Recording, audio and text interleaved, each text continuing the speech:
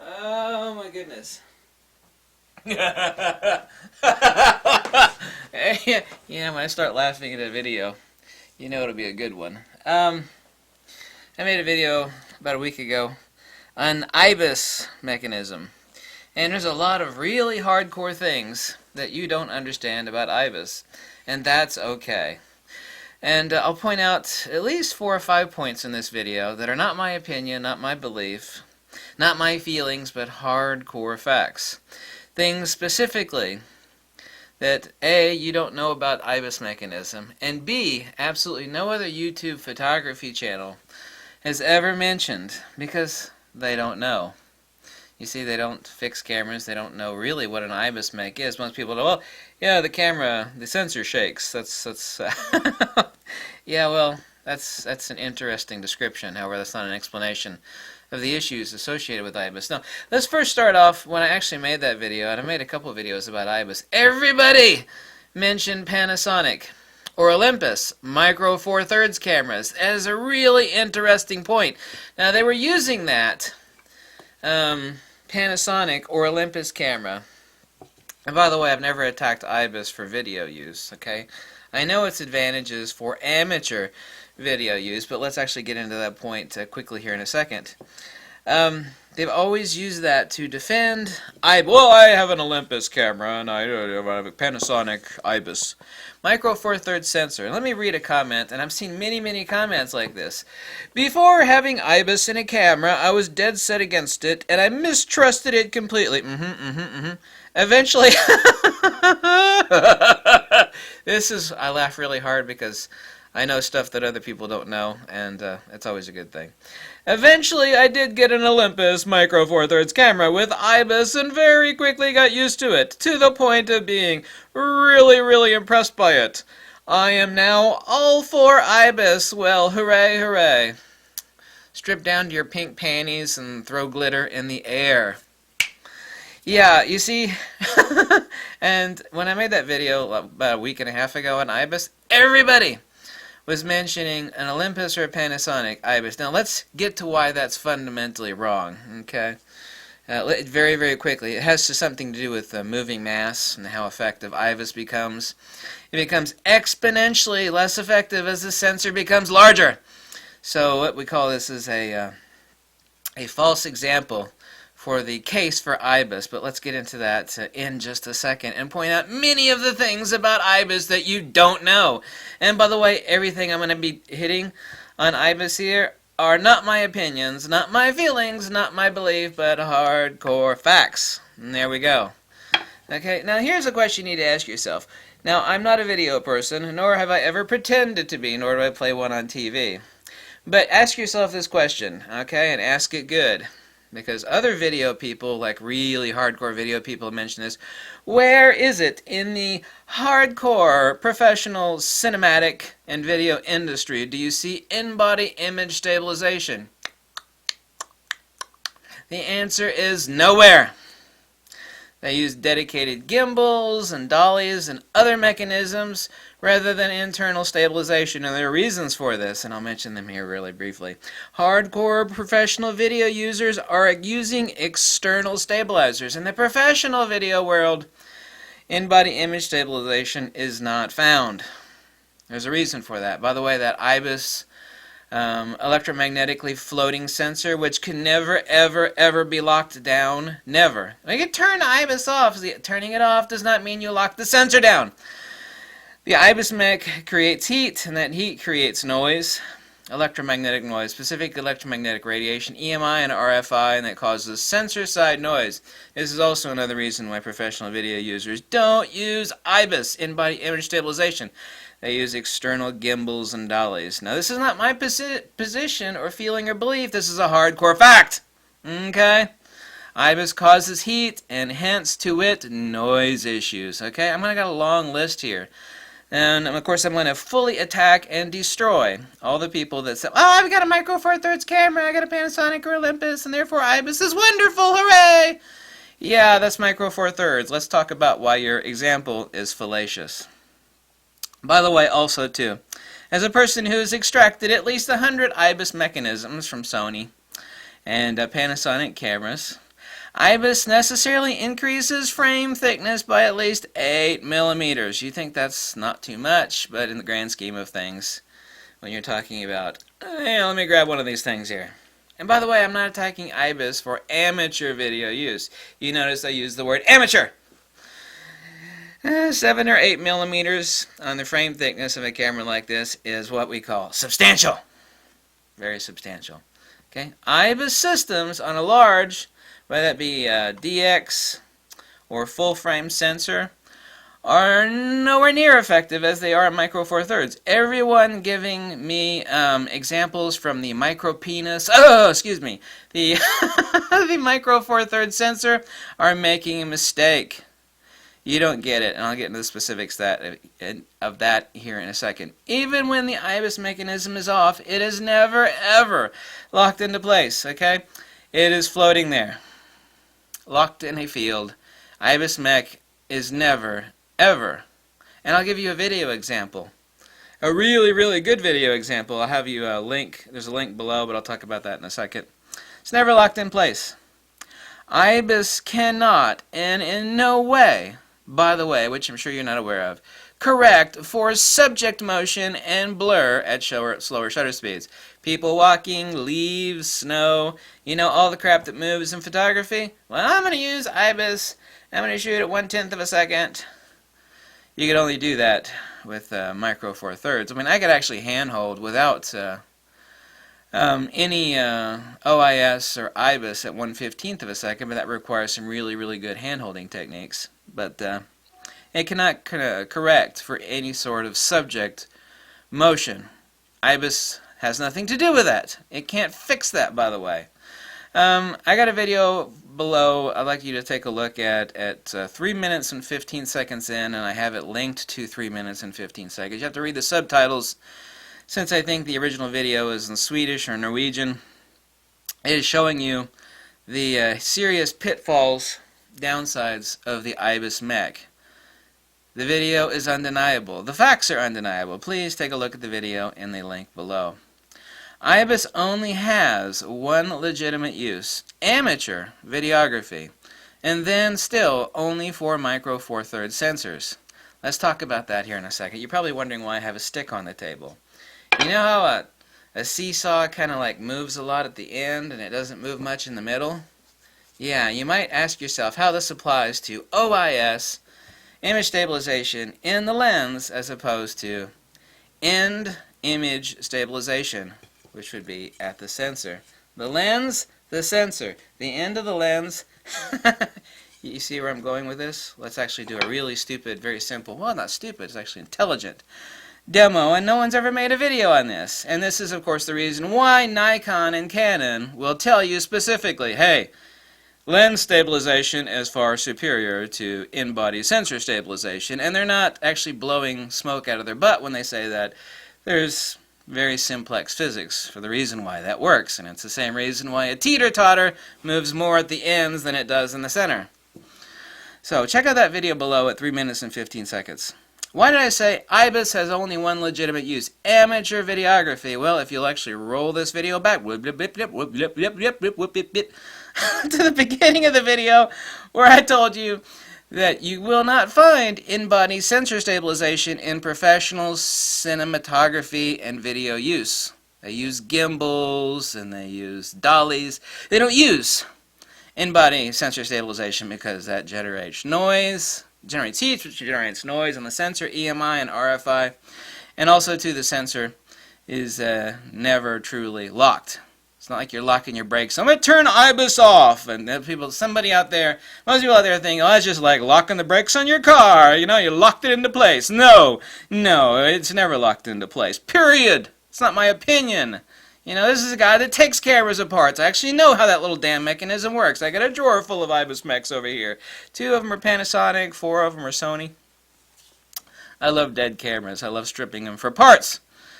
I don't fix Sony cameras. I do love stripping them for parts, though. Some of the parts inside have really good resale value on eBay. Which, I do sell camera parts on eBay, by the way. So that's the reason why IBIS has only one legitimate use, and that's why I said amateur photography only. Larger sensors are infinitely less effective with IBIS. This is due to mass. Mass becomes exponentially larger. With a crop sensor, you'll never see an IBIS mech on a medium format sensor. No. The mass becomes exponentially larger in IBIS unless you're dropping an enormous amount of power into the IBIS mech, which is not going to happen. It would generate so much heat and noise.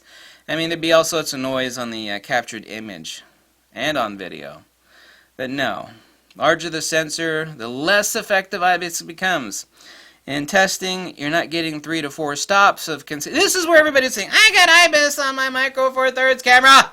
Panasonic, Olympus, and I'm like, yeah, that's Micro. Well, this proves IBIS is awesome.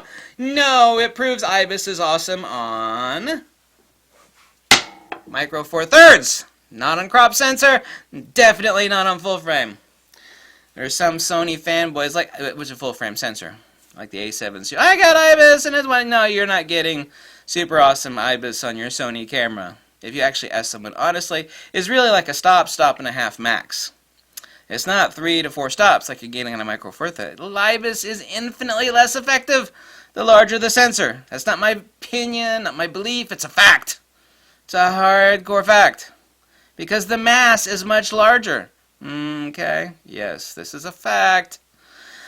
Due to ISO invariance, you know what ISO invariance is? I hope you do. ISO invariance, the BS talk about not wanting, well, I want IBIS technology in my camera because I don't want to crank up the ISO.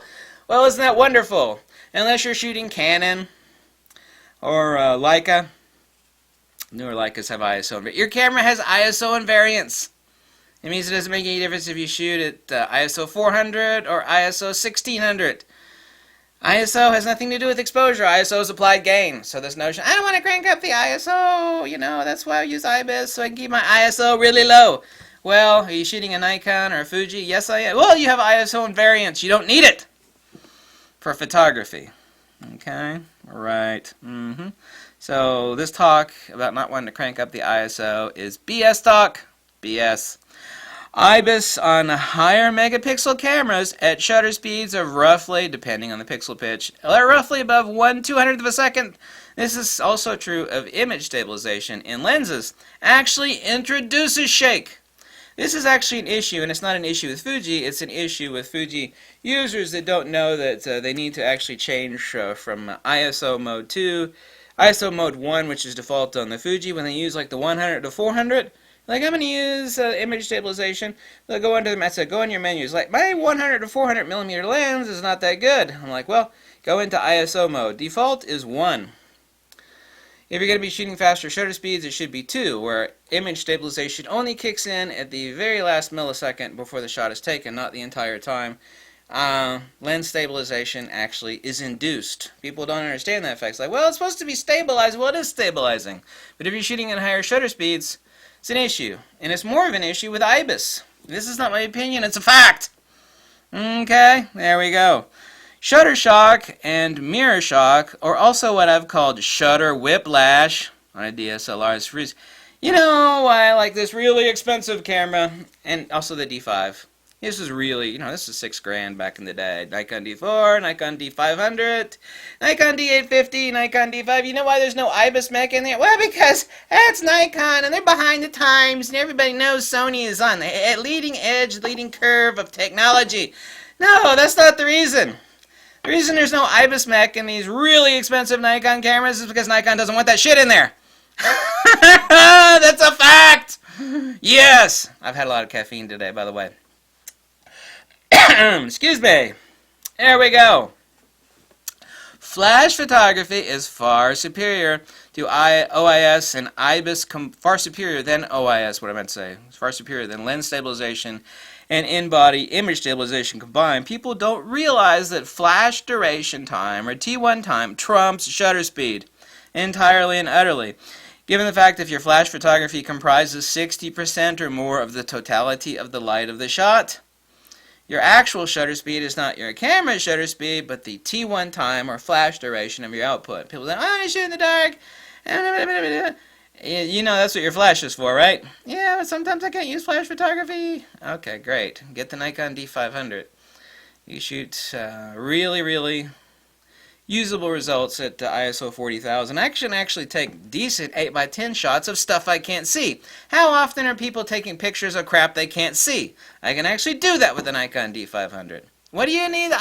What do you need IBIS again for? You don't need it. Let's use the stick here. Remember the old teeter-totter analogy? Now take a look at this stick. As I lightly shake it here, as I lightly shake it, which is typical handheld vibration, right? This is actually typical shake. This is kind of like random shake here. You notice how the ends of this stick are moving infinitely more than the middle of this stick? Well, guess what? This would be the end of your lens over here. Yeah, the dangerous end. This would be optical image stabilization. This is why Nikon and Canon have said that lens stabilization is far superior to IBIS. You see how much the stick is moving on the end? It's far, far easier to stabilize the little bit of shake here than it is the enormous amount of shake that is occurring over here where the sensor is. This, folks, is the very, very simple physics of why lens stabilization is far, far superior to in-body image stabilization. This is a hardcore fact. This is simple physics. It's like a teeter-totter. Doesn't move much in the center, moves a lot at the end. The other reason, as I've already stated, is the increase in mass of the sensor and the sensor rack on a crop sensor camera and a full-frame sensor is exponentially more. And IBIS doesn't work as well on much more massive or weighty, whatever word you want to use, sensors. So all those people that can, have I used Micro Four Thirds? I've been using IBIS stabilization in my Olympus and my Panasonic. It's like, great, that's a Micro Four Thirds camera. False analogy that cannot be applied equally to a full frame or crop sensor camera. Doesn't work as well on a full frame, much less so. Doesn't work as well on a crop sensor, and it works even less well. Less well? Here we go. Less well on a full frame sensor. IBIS is end axis stabilization. You see the sensor is kind of like the end of the light channel. Here we got the front element. Yeah, here we have like the center, or actually about the last 2/3 of the lens. Yeah, this is where optical image stabilization occurs in the lens. End axis stabilization. Yeah. Much harder to achieve. It is kind of easier to achieve since the sensor is so lightweight, so tiny, so small in mass, so that IBIS is very effective. This is the reason why IBIS is wonderful in Micro Four Thirds cameras, but I never review Micro Four Thirds cameras. I only review crop sensor cameras and full frame sensor cameras and medium format sensor cameras. I have never in 4,700 videos ever made a video about micro penis camera. Excuse me. Micro Four Thirds cameras. I'll get that right eventually. There we go. Yeah, that's what I meant to say. This is Canon and Nikon talking about lens image stabilization being better than IBIS because with OIS each lens is optimally tuned to achieve reliable correction. This is true, but that's a bit of frou-frou. OIS allows faster and more accurate AF and exposure metering because the image comes already stabilized to the camera sensor. This is very true.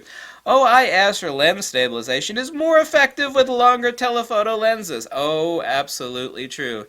And it's as simple as this. You see? This is typical camera shake, yeah. Sensor's moving more than the optical center of the lens, which is where the small elements are, which is where the actual VR. It doesn't matter what you call it, VR or OIS, it's just lens stabilization. IBIS does not work at all when resolution is really high, the mass of the moving parts is high, in the case of crop sensor and full frame sensor camera. It doesn't work at all. Actually, it just works extremely poorly. Nobody with their Sony cameras is getting more than the stop at half of image stabilization. Nope. Shutter speeds are high, like I said. Same with image stabilization of lens. The sensor stabilization will actually introduce shake roughly above 1/250th. Depends on the camera and lens and the optical axis, but the typical statement is above 1/500th of a second. But I actually do test IBIS. It's not like I've not used IBIS, you know. IBIS is wonderful, amateur videography and Micro Four Thirds. However, nobody needs IBIS. A lot of people actually question, like, why do you bring up ISO and variance? I brought up ISO and variance because that's always the excuse people give you for using IBIS. Well, I don't want to crank up the ISO. That's why I use IBIS. I'm like, well, isn't that wonderful? Don't you have an ISO invariant sensor? Why, yes, I do. So your argument is invalid. Oh, yes, excuse me. Yes, it is.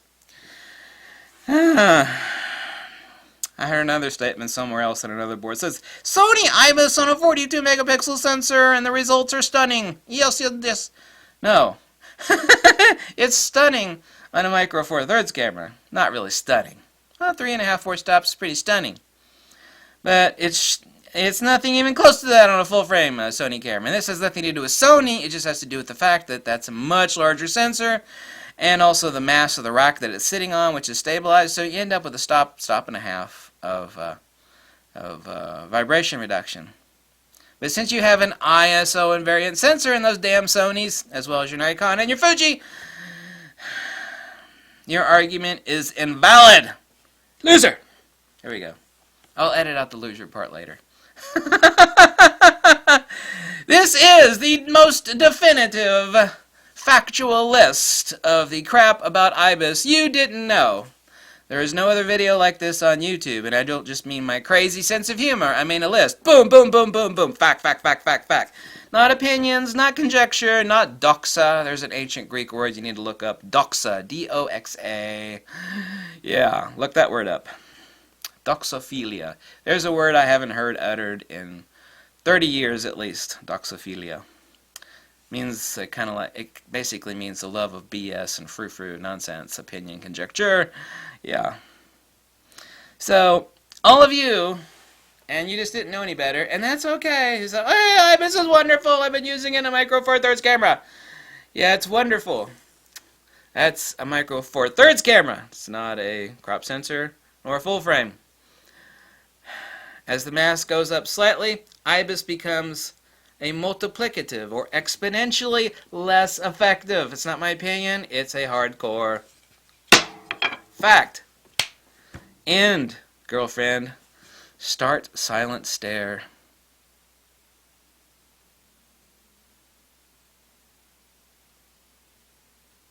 If you like these videos, you always click the link below. Make a small donation. Tell me to jump off a cliff.